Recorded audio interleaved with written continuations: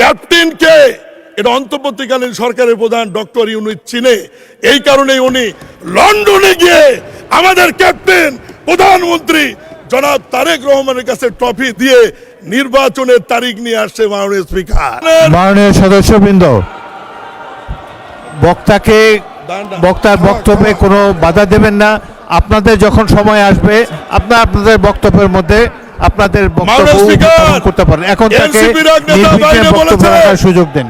জুলাই দল হইচই করে বলতে পারেন মাননীয় স্পিকার, 90 তাদের কথা বলতে পারে, কিন্তু 86 সালের নির্বাচনে ঢাক ঢোল পিটে তারাই আওয়ামী লীগের সঙ্গে গিয়েছিল, আমরা যাইনি। মাননীয় স্পিকার, আজকে মাননীয় স্পিকার আজকে এনসিপির এক নেতা বাইরে বক্তৃতায় বলেছেন জুলাই আগস্টের আন্দোলনের মাননীয় সদস্যবৃন্দ, বক্তার বক্তব্যে কোনো বাধা দেবেন না। আপনাদের যখন সময় আসবে আপনাদের বক্তব্যের মধ্যে আপনাদের বক্তব্য উপস্থাপন করতে পারেন। এখন তাকে নির্বিঘ্নে বক্তব্য রাখার সুযোগ দেন।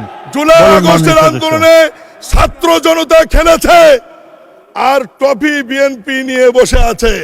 আমি বলতে চাই, জুলাই আগস্টের আন্দোলন ছাত্র জনতার সাথে আমরা সবাই ছিলাম, ট্রফি আমরা কারো কাছে নিতে যাইনি।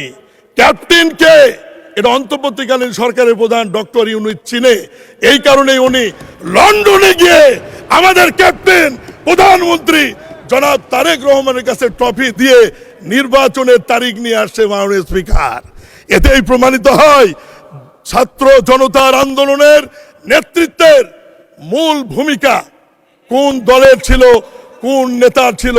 আমরা সবাই আন্দোলন করেছি, এটি অস্বীকার করার সুযোগ নাই, কিন্তু ক্যাপ্টেন একজনই থাকে যে ক্যাপ্টেনের কাছে অন্তর্বর্তীকালীন সরকারের প্রধান লন্ডনে গিয়ে আলোচনা করে নির্বাচনের তারিখ নিয়ে আসছে বলেই এদেশে একটি অবাধ সুষ্ঠু নিরপেক্ষ নির্বাচন হয়েছে, এবং সেই নির্বাচনের মধ্য দিয়ে বিরোধী দল এবং আমরা আজকে একটি ঐতিহাসিক সংসদে এসে উপস্থিত হতে পেরেছি।